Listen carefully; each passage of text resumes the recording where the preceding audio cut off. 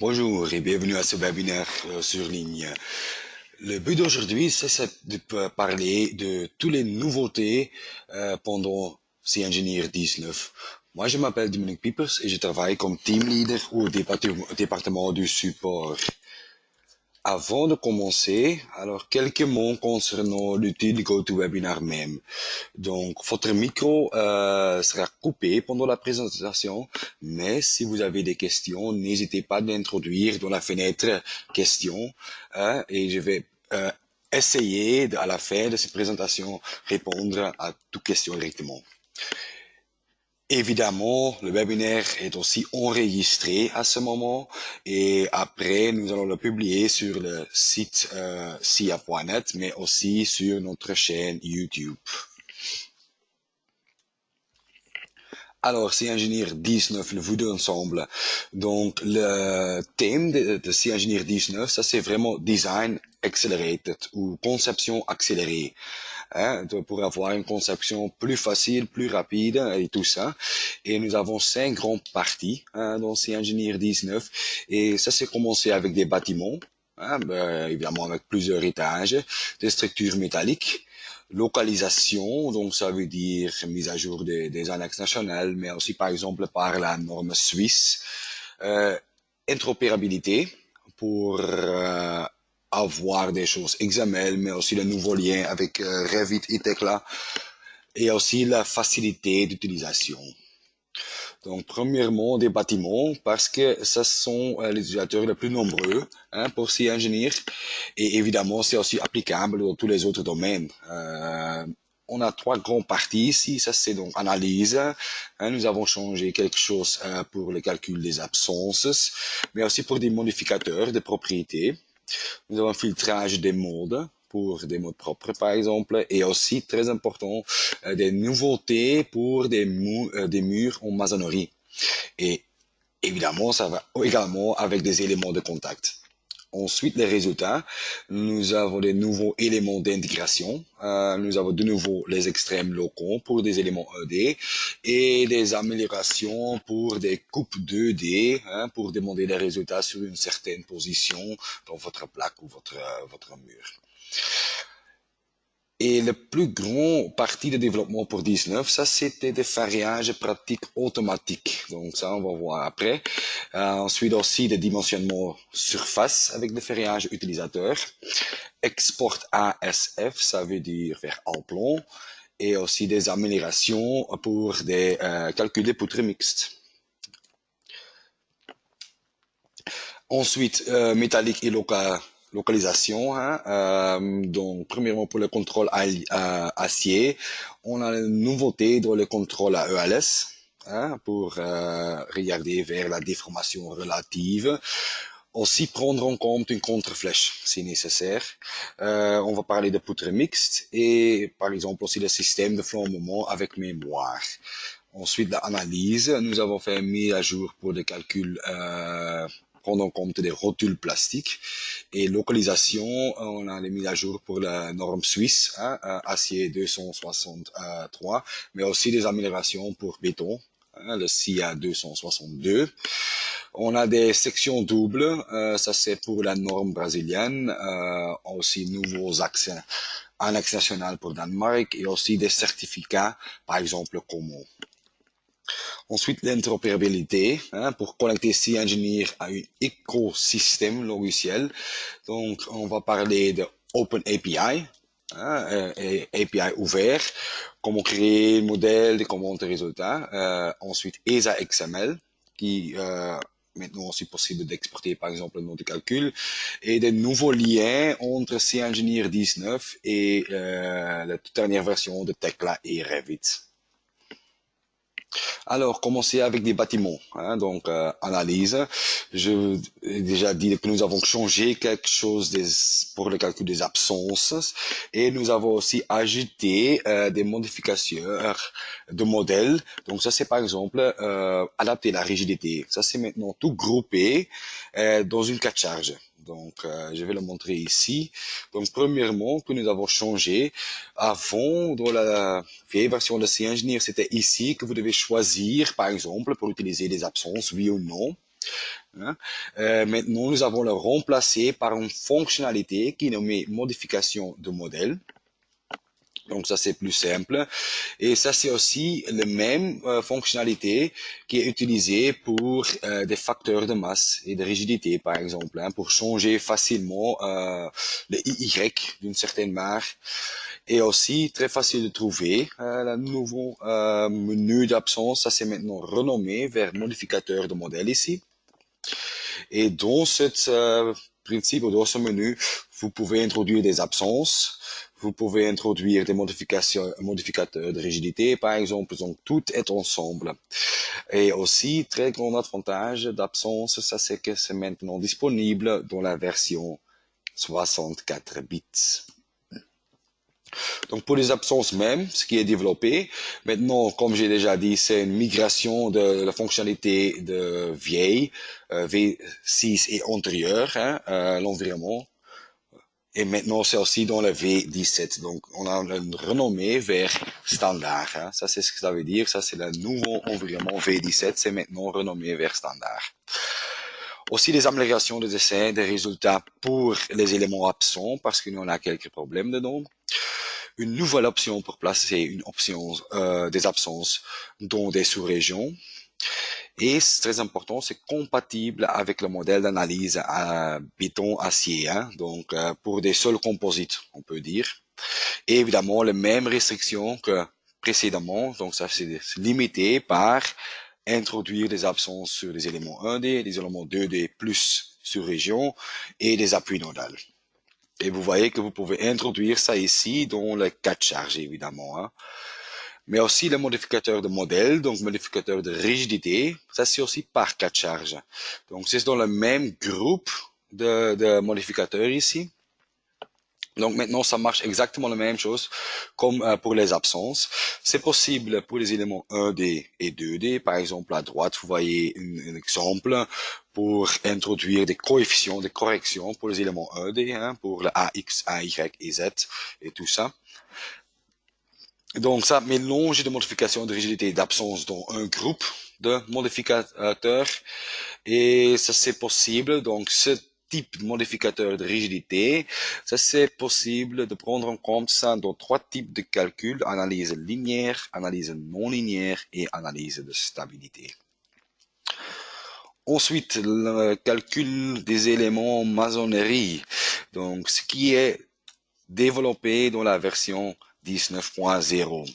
Et pourquoi hein? Aussi pourquoi? Parce que le matériel maçonnerie était déjà disponible dans C-Ingénieur, mais c'était un petit peu complexe à utiliser parce que vous devez avoir déjà beaucoup d'expérience avec C-Ingénieur pour introduire des paramètres ou des paramètres orthotropiques corrects pour prendre ça en compte. Maintenant, dans la version 19, nous avons développé un élément 2D spécifiquement nommé mur de maçonnerie et aussi avec automatiquement prendre en compte la réduction des affaires d'argent. Plus, évidemment, pour le calcul en maçonnerie, c'est besoin d'avoir la connexion mur-dalle correcte. Donc, nous avons aussi développé des éléments de contact sur les bords. On peut dire que ce sont des rotules non linéaires. Hein, donc maintenant, premièrement, c'est facile à trouver et facile à utiliser parce que vous voyez directement ici, dès que vous allez cocher maçonnerie, hein, le matériel maçonnerie dans votre donnée de projet, vous voyez directement ici que vous avez une option mur en maçonnerie. Et il va automatiquement calculer ça comme un mur orthotrope, hein, avec la réduction pour l'affaire d'argent. Donc ça veut dire le D33, que vous voyez ici sur cette petite image, va être plus ou moins égal à 0, mais c'est pas grisé, donc vous pouvez le changer si vous voulez. Un autre avantage maintenant, hein, ça c'est que vous pouvez aussi l'introduire dans les modèles ou utiliser dans des modèles en cours. Donc si vous avez encore des modèles de C-Ingénieur 18, 17, 16, n'importe quelle version, vous pouvez maintenant dans 19 changer des éléments directement vers des murs en maçonnerie. Et aussi des murs en maçonnerie, vous voyez ça dans cette image, ici par exemple, mais aussi ici. Ça c'est maintenant indiqué avec motif de briques. hein, pour avoir directement dans votre fenêtre en 3D la reconnaissance. Des autres avantages, ça c'est que utiliser ça correctement va éviter les pics locaux et ça empêche aussi les effets bénéfiques entre les murs et les dalles ou des poutres en béton. Hein. Donc, comme j'ai dit aussi, très important, c'est avoir la connexion correcte entre des plaques et des murs en maçonnerie. Hein. Donc, nous avons la nouvelle technologie pour connecter ça. Ça, c'est dans les rotules sur le bord maintenant, hein, maintenant vous pouvez aussi introduire ça comme rotule non linéaire. Comme vous savez déjà l'option pour une rotule sur une barre, hein, par exemple compression seule, traction seule, ou une fonction non linéaire, hein, c'est aussi possible. Maintenant c'est aussi développé dans l'option rotule sur bord. Vous pouvez par exemple hein, dire que dans la direction UY c'est non linéaire avec une fonction hein, que vous pouvez créer qui est compression seule. Petit exemple ici, hein, 4 voiles avec une dalle. Donc maintenant, ça c'est pour la compression. Hein, ça c'est avec encore une rotule linéaire, donc ça marche bien. Mais si vous allez regarder pour avoir traction par exemple, hein, si ce dalle doit aller en haute, avec la rotule linéaire, ça va prendre de traction dans cette rotule. Et évidemment, dans le calcul non linéaire maintenant, hein, avec cette rotule sur cette bord non linéaire, vous voyez directement que ça c'est plus correct ici. Hein, donc ça c'est très important pour le calcul en maçonnerie. Et évidemment aussi l'orthotrope, hein, donc des rotules non linéaires sont disponibles comme j'ai déjà dit, mais ça va aussi réduire la combinaison donc de mur en maçonnerie correct calculé orthotrope plus le rotule non linéaire, ça va réduire la traction dans des murs de maçonnerie et aussi hein, réduire des pics. Si vous allez regarder vers cet exemple ici, ça c'est maintenant isotrope avec des rotules linéaires. Vous voyez directement ici, on a beaucoup de traction, de contraintes de traction. Ici, c'est directement diminué. Et aussi des pics sont diminués. Hein. Donc, ça va directement réduire tous les pics qui sont dedans. Pour des éléments 1D, hein, petite nouveauté, avant dans la vieille solution d'Ancien Engineer, nous avons déjà cette option. Maintenant, nous avons aussi ajouté ça vers l'environnement V17. Hein, que avant, c'était seulement possible de demander les extrêmes locaux, donc ça veut dire seulement deux valeurs maxima et minima, hein, le plus petit, le plus haut. Maintenant, vous pouvez directement choisir de montrer tous les extrêmes locaux pour trouver quelles sont les sections sur votre barre hein, qui sont les plus d'importance. Aussi pour des sections sur une surface, parce que ça c'est basé sur vos commentaires, hein, on peut dire, parce que nous avons reçu beaucoup de questions concernant ça au département de support. Par exemple, comment puis-je rendre une section invisible, hein, c'était pas possible. Hein, donc maintenant, vous pouvez seulement montrer une seule section. Si vous voulez aussi dans les images, dans la note de calcul. Et une autre question, comment puis-je obtenir les résultats sur ma section, hein, donc seulement sur cette section que je veux voir. Et maintenant, c'est aussi possible de demander une seule résultat. Donc la résultante, c'est aussi possible de la demander. Une autre amélioration, ça c'est évidemment que vous pouvez choisir sur quelle dalle, sur quelle section voulez-vous montrer graphiquement, mais aussi dans les tableaux, seulement les résultats sur ces sections que vous avez choisies et pas sur toutes les sections dans le modèle et pas sur tous les dalles dans le modèle. Donc ça c'est aussi quelque chose d'importance, une nouveauté. Je pense que vous avez déjà connaissance de bornes d'intégration d'Ancien Engineer. Maintenant, nous avons ajouté aussi un élément d'intégration. Hein, ça veut dire, ça c'est similaire à la borne d'intégration, mais c'est plus avancé. Donc, c'est pas encore besoin de sélectionner la plaque principale. Maintenant, vous pouvez intégrer donc les forces des éléments dans un certain cadre. Hein, donc, vous pouvez dans la cadre définir la grandeur dans une certaine surface. Et ça peut être, par exemple, intéressant sur cet exemple ici. Hein, vous voyez, sur cette certaine rectangle, vous pouvez demander les résultats comme c'était poteau ou soit une barre. Hein. Par exemple ici, ça c'est la compression, ce qui est intéressant de voir. Mais ici aussi, si vous avez des ponts ou des choses comme ça, vous pouvez directement intégrer une rectangle. Ça c'est donc l'élément d'intégration. Et vous pouvez demander vers le moment, le diagramme de moment, et si l'ingénieur va vous le calculer, le montrer comme c'est un diagramme de moment sur une barre. Donc, c'est plus facile d'interpréter ces résultats. Ensuite, pour les bâtiments encore, la conception en béton. Donc, ce qui était avant, ça c'était la nécessité de, vous pouvez demander quel est le ferrillage requis, quel est le ferrillage fourni, hein, donc prendre en compte le modèle de ferrillage, et vous avez la possibilité d'introduire le ferrillage pratique, donc ça veut dire manuellement. Donc ça, nous avons changé. Je veux dire, maintenant, nous avons développé, c'est nommé PRAT, hein, ça vient d'anglais, Practical Reinforcement Auto Design, ou soit conception automatique ferrillage pratique. Donc, ce que ça veut dire, ça c'est si vous allez demander le ferrillage fourni dans votre barre et dans votre poteau, hein, donc en utilisant le modèle de ferrillage, vous pouvez en un clic maintenant convertir cette ferrillage vers vraiment barre pratique, comme vous voyez ici sur cette image. Et ça veut dire, ça c'est une conception pratique du ferrillage de cisaillement, aussi pour le cisaillement intelligent, hein, parce qu'il va directement diviser hein, l'entre-distance du ferrillage de cisaillement. Il y a aussi une correction automatique du ferrillage longitudinal. Et aussi très important, si vous voulez l'exporter maintenant, ce ferrillage fourni, parce que c'est converti par ferrillage pratique, vous pouvez l'exporter hein, en utilisant BIM, par exemple, Allplan, Revit, n'importe quel logiciel.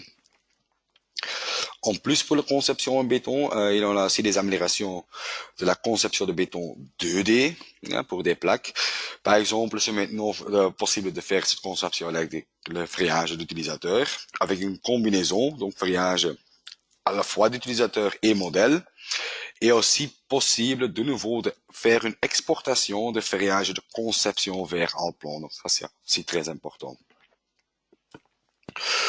Pour le conception en béton, on va organiser une autre webinaire, un webinaire dédié.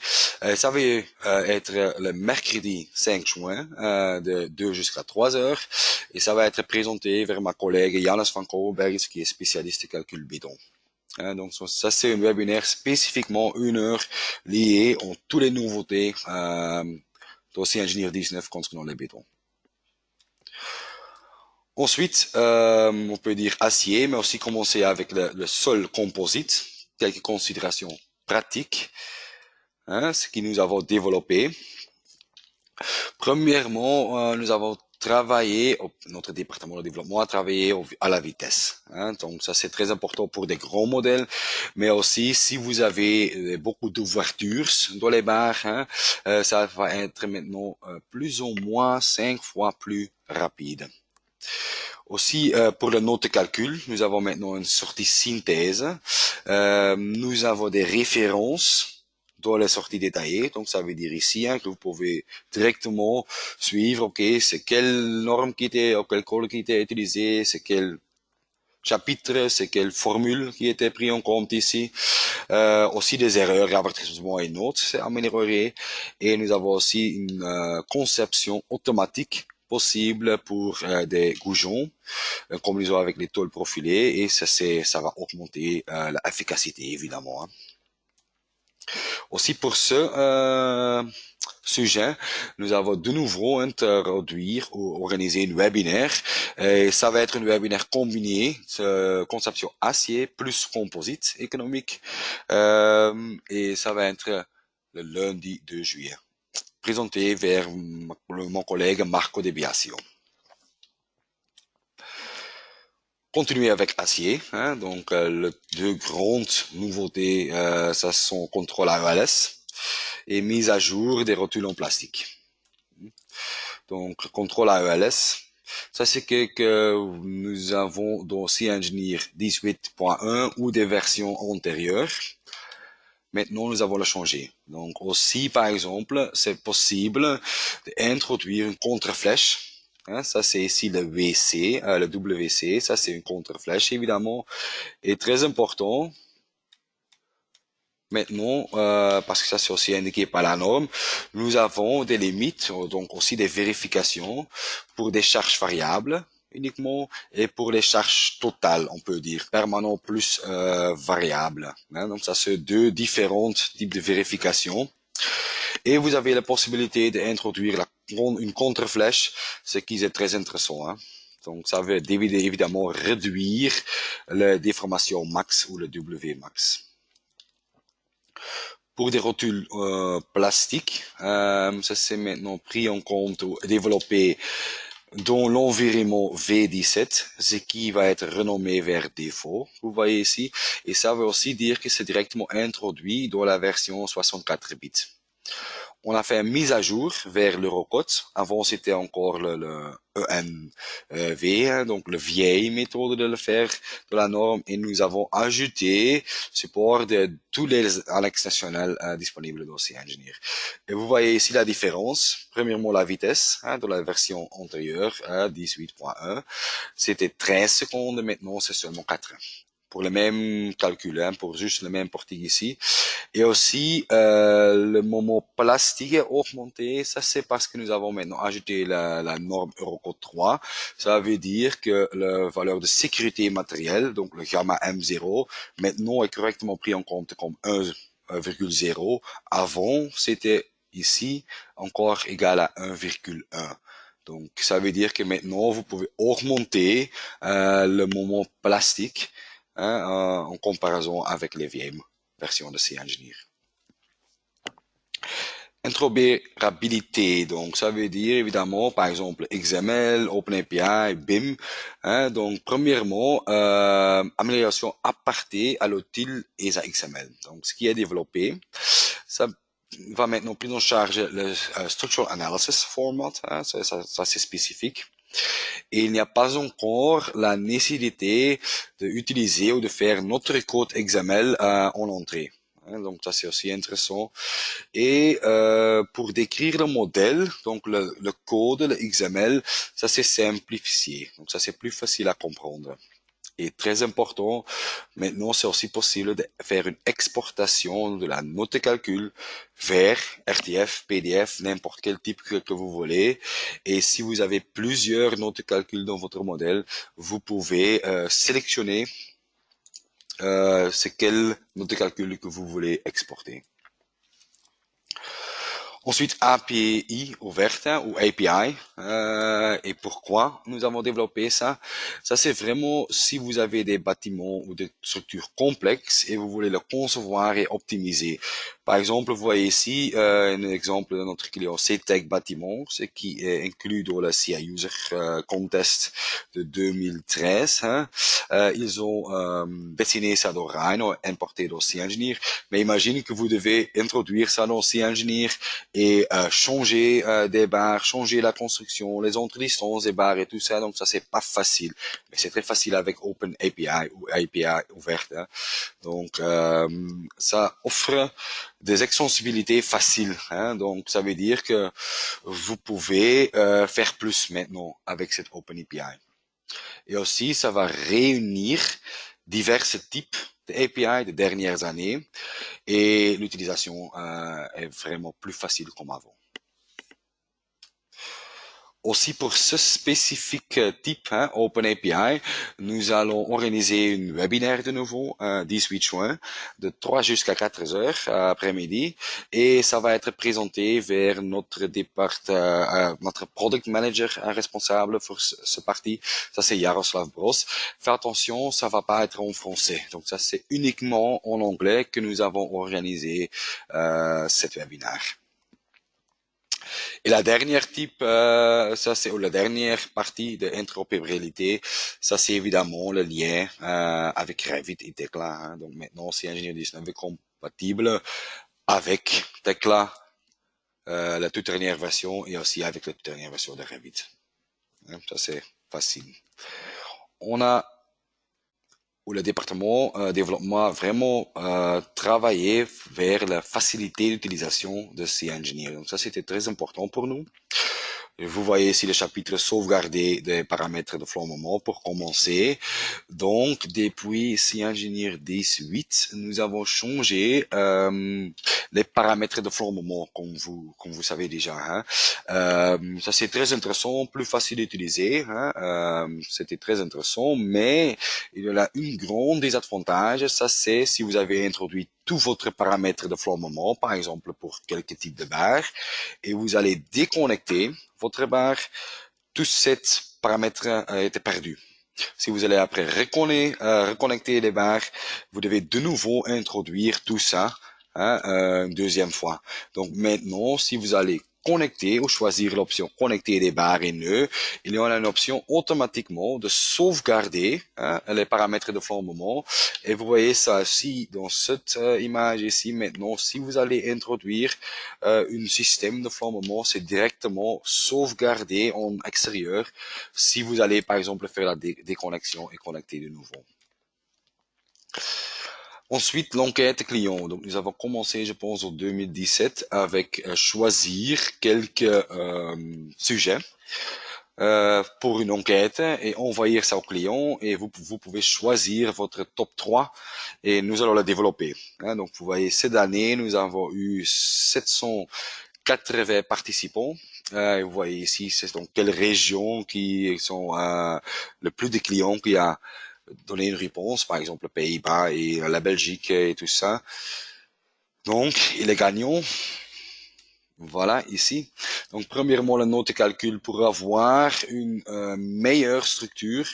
Si vous avez par exemple, des tableaux qui sont plus grands comme une page, une deuxième chose, ça c'était pour créer des combinaisons. Donc si vous maintenant dans SciEngineer 19 ajoutez une carte charge dans une certaine combinaison, cette carte charge est disparue vers la liste de cartes charges disponibles. Et aussi la troisième, ça c'est une connexion automatique entre des nœuds et des barres. Donc l'option que vous pouvez choisir manuellement, donc faire la connexion entre les éléments, ça c'est maintenant inclus. Si vous allez lancer les calculs, vous pouvez le décocher si vous voulez, mais par défaut c'est coché dans les paramètres du maillage. Donc ça, c'est les trois que nous avons développés. Mais aussi, on a développé aussi celui-là, par exemple. Hein. Donc, changer la visibilité pour des sections sur des surfaces. Et aussi, toute la dernière, hein, pour faire une exportation du ferriage vers en plomb. Aussi, plus facile maintenant, ça c'est si vous avez des singularités dans votre modèle. Donc si vous allez lancer les calculs et vous avez une singularité, hein, à droite vous voyez une image qui le montre dont je suis en train de parler. Ça c'est maintenant de nouveau disponible hein, immédiatement lorsque la structure présente des mécanismes ou des instabilités. C'est plus rapide que la solution précédente et il peut détecter, ça c'est très intéressant, plusieurs mécaniques d'instabilité. Donc, ça va vous donner plus d'informations et vous aider de résoudre le problème des instabilités dans votre modèle. Ensuite, ça c'est quelque chose de très petit, hein, mais le renommage de l'environnement de post-traitement.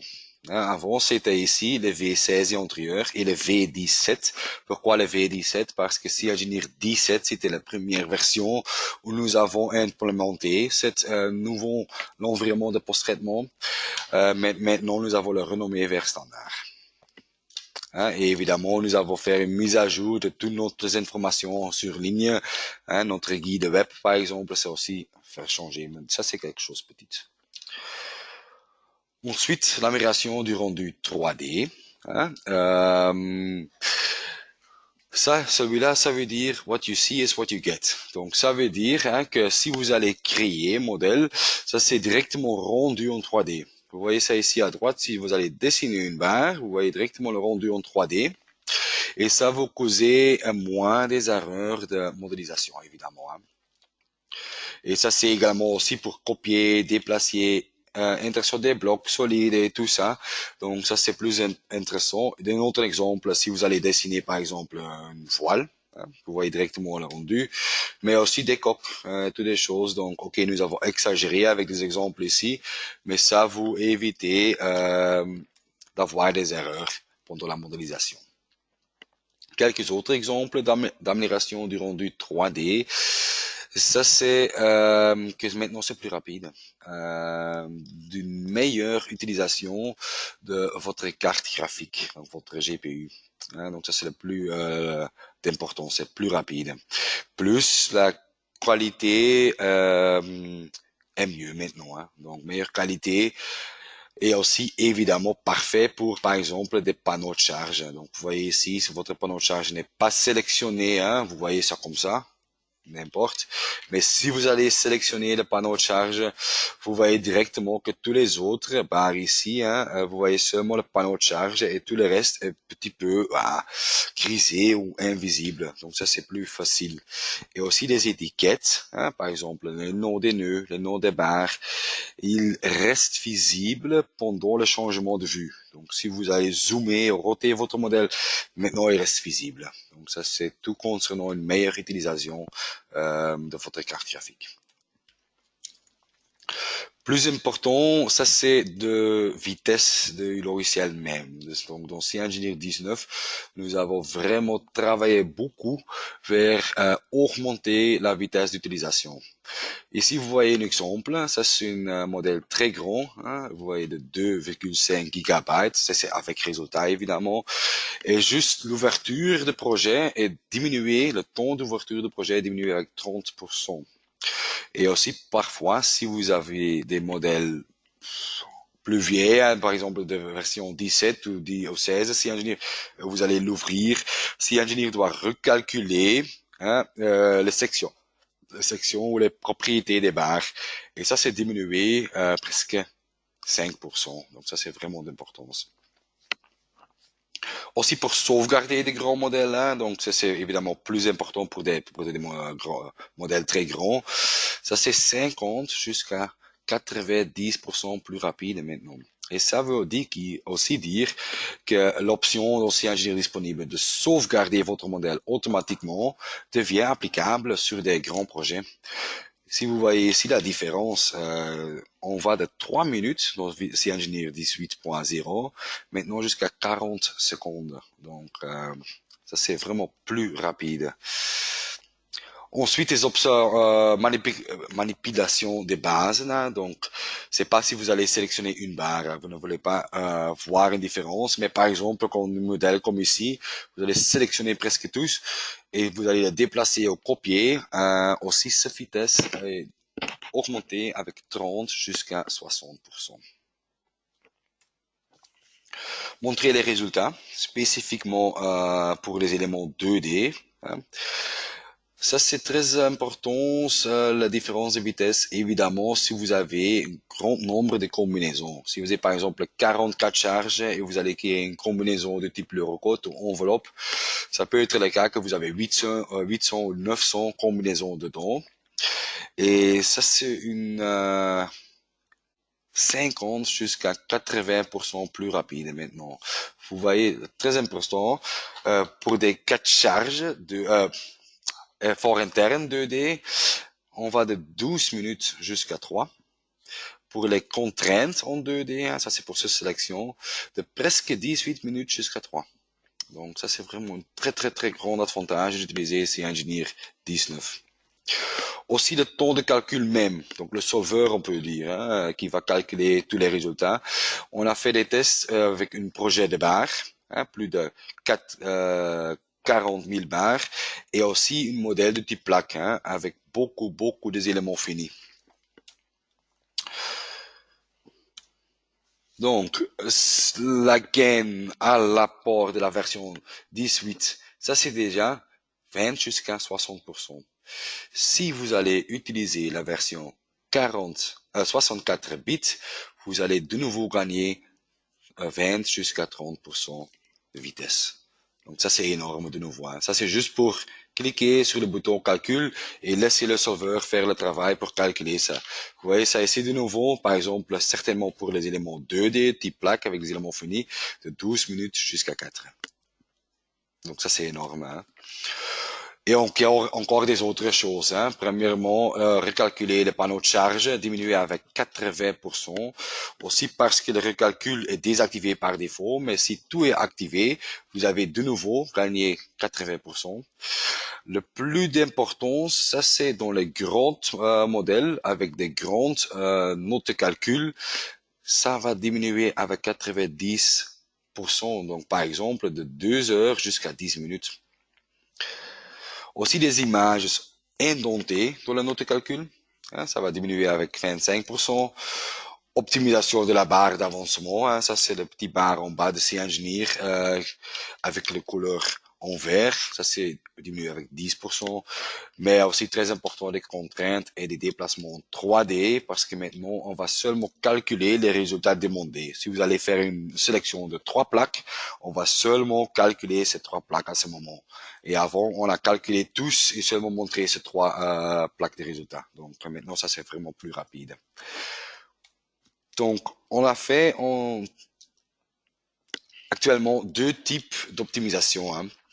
Nous avons accélération de processus, donc ouverture, sauvegarder, régulation de notre calcul, le calcul qui est plus rapide même et tout ça. Mais aussi, nous avons accéléré le flux du travail. Par exemple, la modification même, copier, coller, c'est plus rapide, mais aussi afficher des résultats avec maintenant les éléments d'intégration ou avec les nouveautés dans les sections sur les éléments 2D. Donc, nous avons fait des tests. Ça sont plus ou moins les mêmes tests que nous faisons pendant notre test round, hein. Si nous allons, par exemple, développer version 19, on a des ordinateurs qui fait des tests automatiques. Ça, c'est plus de 10 000 fichiers qui étaient calculés et nous avons une diminution de 20% de temps. Hein, donc, vous allez gagner 20% de temps. Ça, c'était les résultats pour ces 10 000 projets. Et le plus d'importance ou l'impact est le plus grand vers le temps d'ouverture d'un grand modèle, le temps de sauvegarder et la régénération de notes de calcul. Ce sont les 3 qui sont les plus importants. Donc ça, c'était tout sur C-Engineer même, hein, C-Engineer 19 même, mais maintenant aussi quelque chose vers la protection. Donc sans licence, vous ne pouvez pas utiliser le logiciel, donc je vais aussi parler brièvement du nouvel type de licence ou nouvel type de protection, on peut dire, hein. Donc, la protection, ça c'est une protection dans le cloud, hein, avec un serveur de licence dans le cloud. Donc, comment ça marche? Donc, tous les utilisateurs de C-Engineer sont identifiés à l'aide de leur information de connexion. Donc, ça veut dire nom d'utilisateur, ça c'est adresse email et le mot de passe. Et C-Engineer va vous demander cette information via la configuration de C-Engineer. On peut dire si vous allez installer version 19 ou via la paramètre de protection, ou la fenêtre de protection, hein. Et après, si vous allez faire le login, C-Engineer va récupérer cette ID, toutes ces informations d'un serveur SIA protection proxy. Et l'utilisateur peut gérer ses propres licences. Ça, c'est comment ça marche. Plus en pratique, hein, nous avons ici ce site web ici où vous pouvez faire cette login et chaque licence a initialement un gestionnaire de licence. Seulement un, hein. Et après, si vous allez faire le login, hein, comme gestionnaire de licence, vous pouvez gérer la licence, mais vous pouvez aussi ajouter ou supprimer des utilisateurs. Ça veut dire des utilisateurs de licence, mais ça veut dire aussi vous pouvez ajouter des gestionnaires de licence, par exemple, si vous voulez. Ça, c'est aussi une possibilité d'avoir plusieurs gestionnaires, hein, avec tous les droits pour ajouter, supprimer des utilisateurs et tout ça. Si vous allez connecter comme utilisateur, hein, vous pouvez seulement afficher votre licence, hein. Donc, vous voyez par exemple ici, ça c'est maintenant une vue d'un gestionnaire de licence. Cette personne peut supprimer, ajouter, hein. Vous voyez aussi par exemple si cette personne a déjà activé ses licences, oui ou non, hein, s'il est déjà en train d'utiliser cette protection en cloud. Donc ça c'est tout visible maintenant facilement. Pourquoi nous avons fait ça, hein? Premièrement, ça fonctionne sur Internet. Donc, c'est pas sur intranet, sur Internet. Et ça, c'est pour avoir une meilleure accessibilité, mais aussi pour gagner de temps. C'est plus facile à gérer les licences lorsque de l'accès d'informatique, hein. Et très important, celui-là ici, pas encore besoin de dongles, hein, de cette petite clé type USB. Et ok, ça empêche le risque de le prendre, le perdre et de les oublier. Mais plus important, plus facile à virtualiser. Parce que les dernières années, tous les serveurs de licence, ça, c'était des machines virtualisées. Dès que vous n'avez pas encore besoin de dongles, aussi, pas la nécessité d'installer ou utiliser des drivers, hein, pour reconnaître ce dongle. Et ça veut aussi dire plus de conflits et moins de frustration. Donc ça, c'est très, très, très important. Alors, ça c'était petit, très brièvement, toutes les nouveautés dans la C-Engineer 19. Donc, de nouveau, le mode clé, ça c'est Design Accelerated ou conception accélérée, avec 5 grands parties. Donc, nouveautés pour les bâtiments, hein, par exemple, mur en maçonnerie, conception en béton, hein, avec euh, tout le triage qui est converti automatiquement. On a parlé de structure métallique avec le nouveau contrôle AELS et avec les nouveaux rotules en plastique, hein. Localisation pour la norme suisse, pour l'axe nationale qui sont ajoutées et tout ça.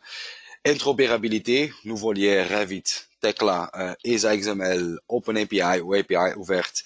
Et facilité d'utilisation, par exemple, plus facile de demander des résultats sur des sections 2D, plus facile pour utiliser éléments d'intégration, plus rapide, ça c'est aussi facilité d'utilisation, hein, plus rapide d'utiliser C-Engineer 19, et aussi facilité d'utilisation au niveau de licence. Ça ne veut pas dire pour la licence que vous ne pouvez pas utiliser votre licence que vous avez maintenant vers dans C-Engineer 19. Non, pas du tout. Vous pouvez vraiment continuer à utiliser votre licence, mais si vous voulez, vous pouvez déjà utiliser la protection dans le cloud. Alors, merci beaucoup pour votre attention. N'hésitez pas que nous avons encore 3 webinaires organisés, donc conception en béton, plus détaillé, conception acier plus composite, hein, acier béton, plus détaillé, et une webinaire en anglais concernant le API ouverte. Donc, merci à vous, et si vous avez des questions, n'hésitez pas à l'introduire dans notre boîte de questions. Merci.